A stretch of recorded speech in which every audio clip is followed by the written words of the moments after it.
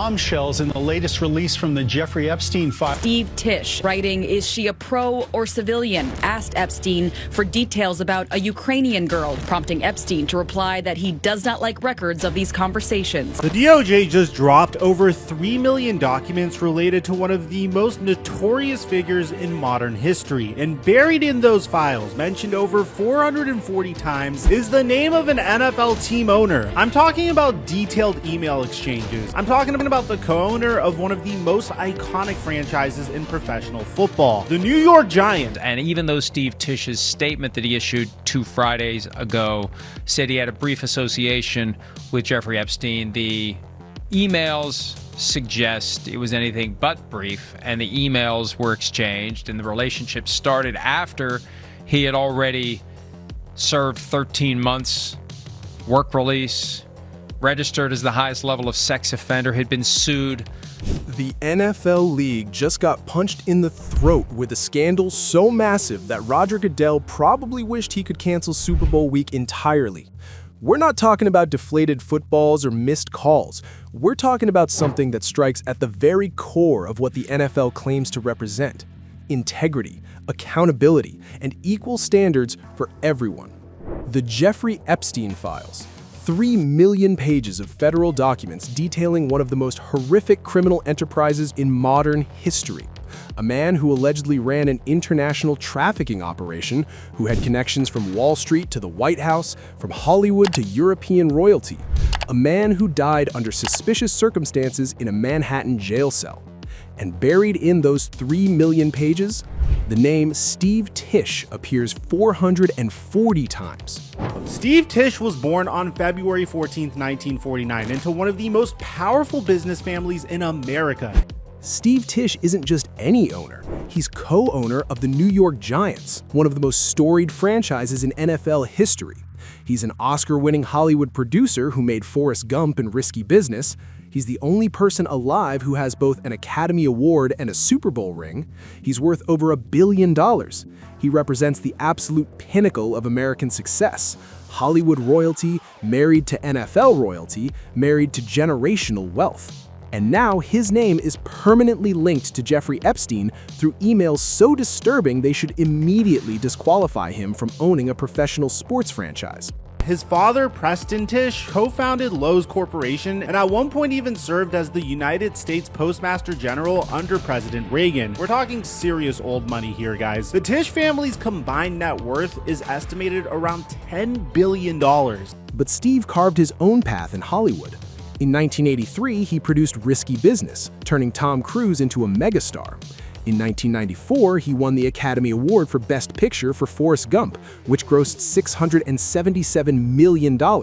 He's got a star on the Hollywood Walk of Fame. On the football side, his father bought 50% of the Giants in 1991. When Preston died in 2005, Steve took over, sharing ownership with John Mara. Together, they've overseen 2 Super Bowl victories. He's literally the only person in history to have both an Oscar and a Super Bowl ring. So I'm not talking about some fringe figure here. This is NFL royalty. This is a man who has had every advantage imaginable, born into wealth, given opportunities most people can only dream of, succeeded in 2 of the most competitive industries in the world. Instead, he's asking Jeffrey Epstein whether women are pro or civilian. The correspondence between Tisch and Epstein primarily dates back to 2013, but that timing is crucial. By 2013, everyone knew who Jeffrey Epstein was. He'd already been convicted in 2008 of soliciting a minor. He'd served 13 months. He was a registered sex offender. Multiple victims had already sued him. This wasn't hidden, this was public knowledge. And Steve Tisch decided that was the perfect time to start a relationship with him. The emails show a clear pattern. Epstein would identify young women, often with career aspirations in modeling or acting, often from other countries who might be more vulnerable, and connect them with wealthy, powerful men like Tisch. In another email from May of 2013, Tisch sends an introductory message to a different woman, writing, "Jeffrey Epstein is very excited about you and I meeting each other. I like that idea. Do you?" Epstein then tells Tisch that the woman is a microbiology major still in university and suggests that Tisch should make it clear that he would organize her travel ticket. a microbiology major, still in university, and a 76-year-old billionaire is being encouraged to fly her out. Think about that power dynamic. Think about what that says about how these men viewed women, not as human beings, but as objects to be arranged, transported, and evaluated. And it gets darker. And it gets even worse. In an email chain with the subject line, Ukrainian girl, Tisch writes to Epstein saying he had just had lunch with someone he met at Epstein's house. Epstein responds with extremely graphic physical descriptions of other women, and Tisch responds by asking whether this woman is pro or civilian. Pro or civilian. Those were the categories these billionaires used to classify women. You're either a professional sex worker or you're a regular person they could potentially exploit without paying for it. The casual dehumanization in that phrase alone is staggering, but here's where it crosses from disgusting into something far more sinister. After one of these arranged meetings, Epstein sends Tisch what can only be described as a performance review. And then there's even a follow-up email where Epstein writes back to Tisch after one of these arranged meetings telling him, "You did very well," adding that the woman was a little freaked out by the age difference and instructing him to go slow. A woman is frightened, she's uncomfortable, and Epstein's response is to coach Tisch on how to better manipulate her. Epstein also wrote that he tried to convince this woman not to return to Ukraine and that having her crying worked. And Tisch's response? His nice report, funny comment on crying. Funny. He thought a woman's tears were funny. If you're not furious yet, you're not paying attention. When these files first broke, Steve Tisch had a choice. He could have expressed genuine remorse, acknowledged his catastrophically poor judgment, and stepped back from the giants while a proper investigation took place. Instead, he released one of the most tone-deaf statements in NFL history. He said, "We had a brief association where we exchanged emails about adult women, and in addition, we discussed movies, philanthropy, and investments. I did not take him up on any of his invitations, and I never went to his island. As we all know, he was a terrible person and someone I deeply regret associating with." A brief association. Brief. His name appears 440 times, and he's calling it brief. He exchanged emails asking if women were escorts, and he's dismissing it as conversations about adult women. But calling 440 mentions in the Epstein files a brief association, emails about women being flown in, Epstein giving him reports on how dates went, asking if women are pro or civilian, that's a brief association to him? Every single word of that statement makes it worse. Every attempt to minimize just highlights how little accountability these billionaires expect to face. This scandal broke on a Friday night during Super Bowl week, the biggest week of the NFL's year, the week where Roger Goodell gets to brag about how successful the league is. And right in the middle of it, the Epstein files drop. The NFL's response? Silence. Deafening, calculated silence.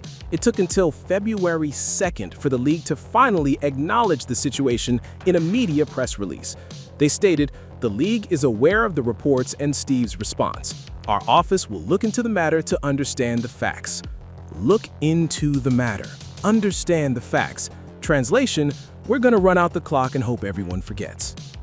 The NFL has its own rules that explicitly state owners should be held to a higher standard. Everyone who is part of the league must refrain from conduct detrimental to the integrity and public confidence in the NFL. It is not enough to simply avoid being found guilty of a crime in a court of law. The policy also specifically states that ownership and club or league management have traditionally been held to a higher standard and will be subject to more significant discipline when violations of the personal conduct policy occur. It is not enough to avoid criminal charges. The standard is higher. Owners are held to a higher standard than players and coaches. So where's that higher standard, Roger? This isn't the first time the NFL has protected owners while destroying everyone else. Dan Snyder's misconduct dragged on for years before he was finally forced to sell. Jerry Richardson got pushed out but made billions. Jim Irsay got 6 games for a DUI while players get longer suspensions for weed. During the Deshaun Watson disciplinary hearings, the NFL Players Association specifically pointed out multiple owners who weren't punished or weren't punished significantly for their own misconduct. including Dan Snyder, Robert Kraft, and Jerry Jones.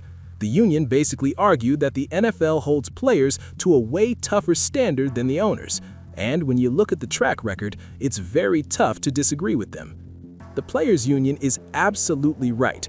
Players get destroyed for mistakes that pale in comparison to what some owners have done. But owners get to issue PR statements and wait for the news cycle to move on. The NFL's usual strategy is simple: say as little as possible, do as little as possible, and wait for everyone to forget. Emails emerged a couple of weeks ago. The league dealt with it as best they could, or at least in the way that they wanted to, which I think consists of saying as little as possible, doing as little as possible, and waiting for the storm to blow over. And I think they thought maybe it had. There was reporting yesterday from the Wall Street Journal and The Athletic with more of the details about the communications. But it's not working this time. The Epstein case isn't just another sports scandal. This is about human trafficking, exploitation, and abuse. This is about powerful men using wealth to victimize vulnerable women, and people are paying attention. People aren't moving on from this. More information keeps coming out. The DOJ has admitted there are over 1 million more documents still to be released. The DOJ even admitted that they discovered over 1 million additional documents after the initial deadline. So there could be even more about Tisch or potentially other people in the NFL that we haven't seen yet. This story isn't going away. This could get bigger. There could be more names, more NFL connections. There's another reason this scandal has legs. We've seen this pattern before with Harvey Weinstein. Powerful men using their positions to exploit and manipulate women for decades. Industries protecting these predators because they were too rich, too connected, too powerful to touch, until the dam broke. The Athletic recently reported on an account from a woman who potentially met with Tisch in 2013. She says that she met with a producer, top floor of a building with a sprawling view of the city in 2013, an American producer. And public records show that Tisch had a $60,000 a month, 13-room penthouse. I said 13th floor earlier. No, 13-room penthouse in Trump Park Avenue, 2013. Then he starts to put his hand on the inside of my thighs. I threw out my hand and I said, no. He said to me, you're a very smart girl. I ran, I rushed to the elevator. And the reaction was perfect. And Michael, it dawned on me last night. I mean, this is Harvey Weinstein stuff. That's exactly what this is. The same pattern, the same network of enablers, the same system designed to protect the predator and silence the victim. The NFL has built a billion-dollar empire on the backs of players held to impossible standards. Miss a drug test and your career is over. Get accused of misconduct and you're suspended indefinitely.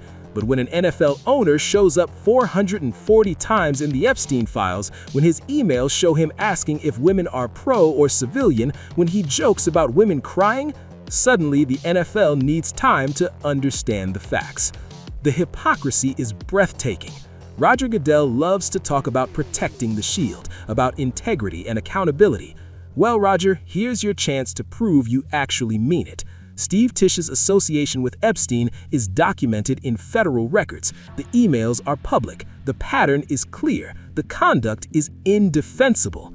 If the NFL does nothing, if Tisch faces no real consequences, then the message is crystal clear. In the NFL, there are 2 sets of rules. One for everyone who makes the machine run, and another for the billionaire owners who believe they're above accountability. That's not just bad for the NFL's image, that's a fundamental betrayal of everything the league claims to stand for. The NFL has an Epstein problem, and until Roger Goodell and the other 31 owners actually do something about it, that problem is going to keep growing. The question is, will they do what's right, or will they do what's easy? Based on history, we all know the answer. But maybe, just maybe, this time will be different. Because the world is watching. People aren't moving on from this. And neither should they.